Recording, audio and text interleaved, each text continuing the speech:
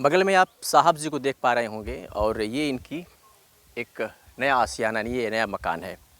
अब इस मकान को इनके अनुसार ये कबूतरों की देन है कि कबूतरों ने इसको बनवाया है। अब कबूतरों ने क्यों बनवाया इस मकान को, यही जानने के लिए हमारी गाड़ी आजमगढ़ से चल करके आज देवरिया जनपद के बनकटा थाना क्षेत्र में पहुंची है। बगल में साहब जी हैं, इनसे हमारी पहली मुलाकात जब इनके घर पे हुई तो बड़ा अच्छा लगा मिलकर के। नाम ही केवल साहब ही नहीं है, इनका कर्तव्य भी साहबों वाला ही है। इनसे इस पूरे मकान के बारे में जो चर्चा चल रही है कि ये कबूतरों की देन है, कबूतरों की वजह से ये मकान बनी है, तो कबूतरों की वजह से मकान बनी कंसेप्ट सुनकर के आपको भी थोड़ा सा अजीब लगेगा, लेकिन जब इसके पीछे का जो रहस्य है ना, जब उसे जब पर्दा हटेगा तो आप यकीन मानिए आप भी आश्चर्यचकित हो जाए कि वाकई में कबूतरों की वजह से ही ये मकान का निर्माण हुआ है। तो ये जानने समझने के लिए आइए अंदर चलते हैं, साहब जी से बातचीत करते हैं। और पहले इस थोड़ा सा इस पूरे चीज़ को एक बार थोड़ा सा इस व्यूज़ को दिखाइए, इधर ये सब चीज़ें दिखाइए अनमोल जी। और हाल ही में यहाँ पर खेत लग रहा है और खेत में इन्होंने मकान बनवाया है।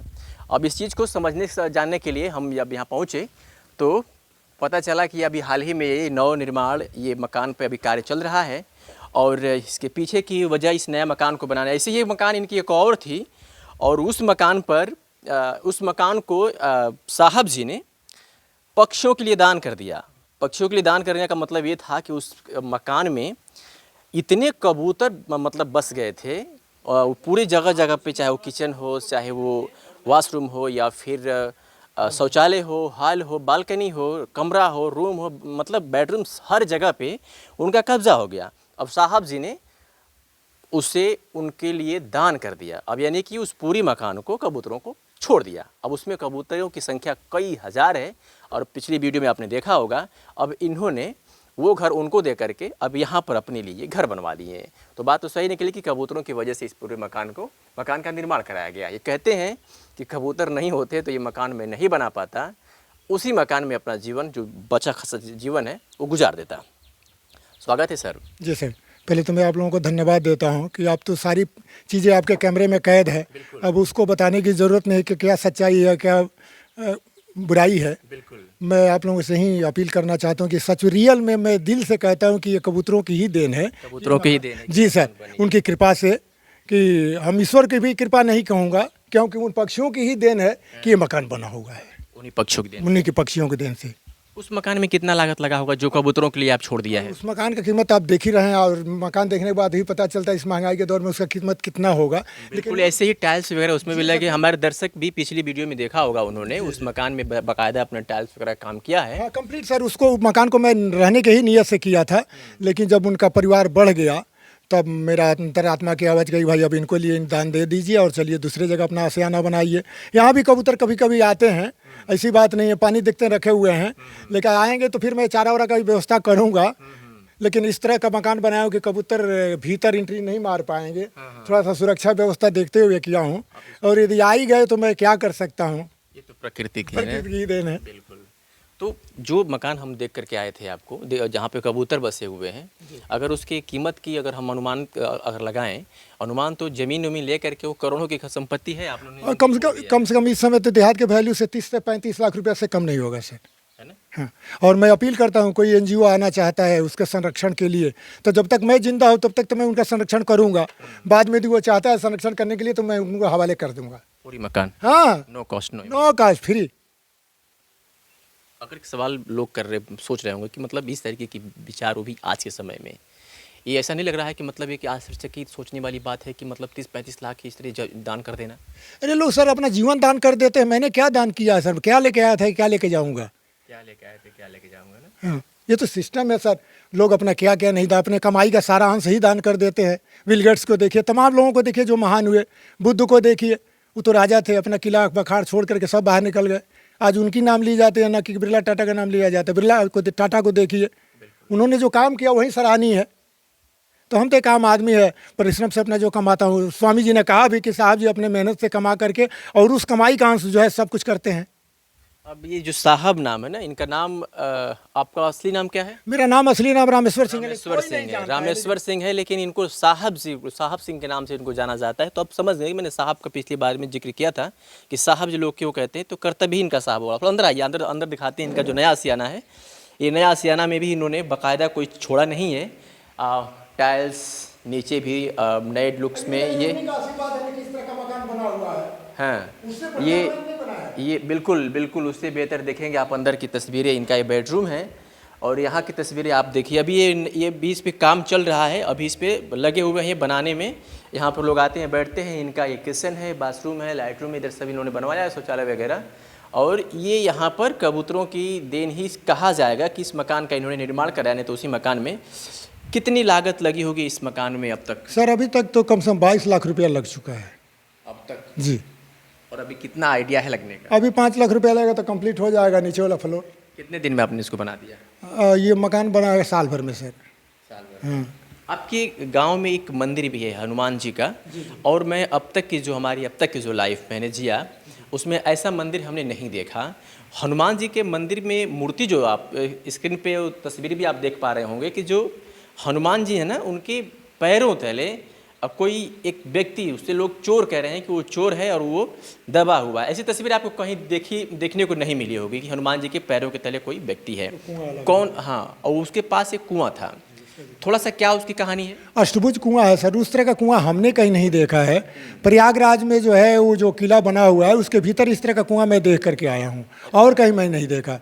मैं काफ़ी भ्रमण किया हूँ। अच्छा, जो हनुमान जी के पैरों के पीछे जो नीचे कोई वो राक्षस है या कोई व्यक्ति है या फिर कुछ और कुछ, क्या है वो? अब यहाँ के लोगों से यही सुनने को मिलता है कि उस मंदिर में एक सोने का घंटा था, उसको चोर चुराने के लिए आए हुए थे। संयोग से क्या हुआ कि चोरों ने उस घंटा को तो चुरा लिया, लेकिन 8 चोरों की जिक्र होती है। 8 चोर में 7 चोर जो है कुएं में गिर के मर गए और एक जी हनुमान जी उसको अपने पैरों तले दबा लिए। अब चरितार्थ क्या ईश्वर जाने।